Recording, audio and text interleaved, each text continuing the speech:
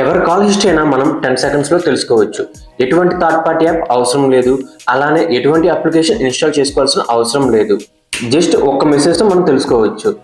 వీడియోని సేవ్ చేసుకోండి, మిస్ అయితే మళ్ళీ దొరకదు. అలానే ఛానల్ని ఫాలో చేయడం మాత్రం మర్చిపోవద్దు.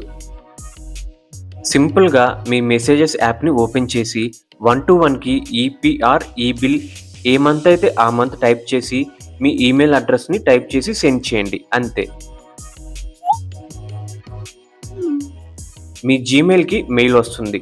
వచ్చిన మెయిల్ మీద ట్యాప్ చేసి లాస్ట్కి వెళ్తే పీడిఎఫ్ ఉంటుంది. పీడిఎఫ్ ఓపెన్ చేయండి. పాస్వర్డ్ అడుగుతుంది. మీ మెసేజ్లో వచ్చిన ఈ బిల్ పాస్వర్డ్ని కాపీ చేసి పేస్ట్ చేయండి, అంతే.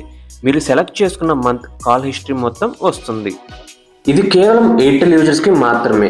మీరు కేవలం పాస్ట్ 6 monthsలో జరిగిన కాల్ హిస్టరీని మాత్రమే తెలుసుకోగలుగుతారు.